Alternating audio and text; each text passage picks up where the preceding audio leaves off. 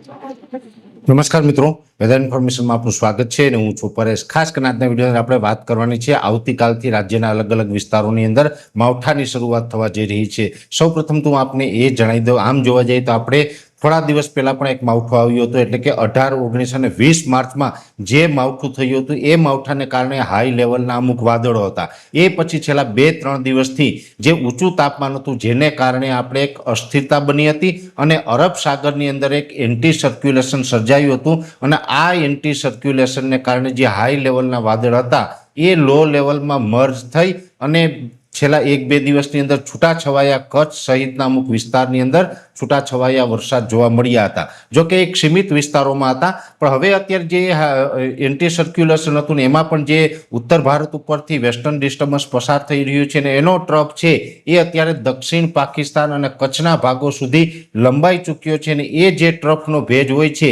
એ આ એન્ટી સર્ક્યુલેશનમાં અત્યારે મર્જ થઈ ચૂક્યો છે અને અત્યારે 700 HPA લેવલે એક બહોળું સર્ક્યુલેશન રચાઈ ચૂક્યું છે। એટલે કે એ સર્ક્યુલેશન હશે એક પ્રકારની અસ્થિરતા છે જે ચોમાસા દરમિયાન વરસાદી સિસ્ટમના ભાગરૂપે જે સર્ક્યુલેશન રચાતું હોય એ પ્રકારનું નથી, પણ એક પ્રકારની અસ્થિરતા છે અને આ અસ્થિરતા છે એવા આવતીકાલે 28 માર્ચ છે, આવતીકાલથી રાજ્યના છૂટાછવાયા વિસ્તારોમાં વરસાદના રૂપમાં અસર કરવાનું ચાલુ કરી દેશે।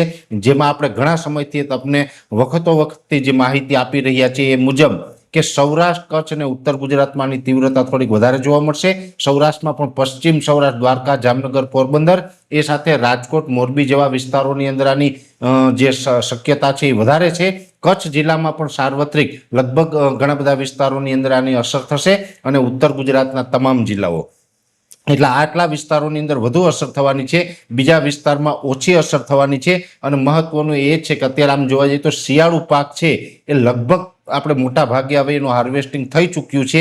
હવે કદાચ 1-2 સેન્ટરની અંદર કદાચ હાર્વેસ્ટિંગ બાકી હોય તો એ અપવાદરૂપ રહેશે। ઉનાળુ પાક છે અને સાથે બાગાયતી પાકો છે, આ તમામ પાકોની અંદર નુકસાની કરી શકે છે, કેમ કે આ માવઠું છે એની અંદર પણ ગયા વખતની જેમ જ ગાજવીજ અને પવનનું પ્રમાણ રહેશે। ગાજવીજ કરતાં પણ જે પવનનું પ્રમાણ હોય છે એ બાગાયતી પાકોની અંદર મોટું નુકસાન કરતું હોય છે। એટલે આવતીકાલથી જે વરસાદ થવાનો છે તેમાં પવનની ઝડપ થોડીક વધારે રહેશે।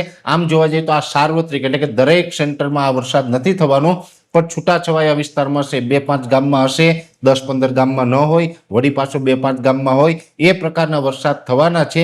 અને ખાસ કરીને આ વરસાદ છે એમાં જ્યાં થંડરસ્ટોર્મ થશે, એટલે કે જ્યાં ગાજવીજ અને પવનનું પ્રમાણ વધારે હોય એવા 1-2 સેન્ટરની અંદર થોડીક વરસાદની તીવ્રતા પણ વધુ જોવા મળે તેવી પૂરી શક્યતાઓ છે। એટલે આવતીકાલથી જે આ વરસાદની શરૂઆત થવા જઈ રહી છે, આવતીકાલે 28, પછી 29 અને 30 એમ 3 દિવસ સુધી આપણા રાજ્યના અલગ અલગ વિસ્તારોમાં માવઠાના વરસાદ છે અસર કરે તેવી શક્યતાઓ છે।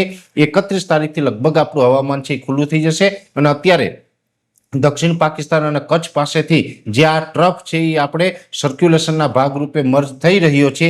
આ જે આખી અસ્થિરતા આપણા ઉપરથી પસાર થવાની છે, આ અસ્થિરતા લગભગ 30 તારીખે મોડી રાત્રે અથવા તો 31 તારીખે સવાર સુધીમાં આ અસ્થિરતા છે એ ગયા વખતની જેમ જ ઉત્તર પૂર્વ દિશામાં આગળ નીકળી જશે અને પછી આપણે 31 તારીખથી આ માવઠાના ઝાપટાઓમાંથી, વરસાદમાંથી મુક્ત થશું એવું ચોક્કસ અમારું માનવું છે। છતાં પણ આના ઉપર અમારી સતત નજર છે, આ વિશેની પડેપડની માહિતી છે અમે આપના સુધી પહોંચાડતા રહેશું। અત્યારે આ વિડીયોની અંદર એટલું જ। અંતમાં દરેક મિત્રોને વિનંતી રહેશે કે વિડીયો લાઈક આપીને દરેક ગ્રુપમાં શેર કરી દેવો। જો તમે અમને યુટ્યુબ ઉપર જોઈ રહ્યા હોય તો ચેનલને સબસ્ક્રાઇબ કરજો અને ફેસબુક પેજને ફોલો કરજો।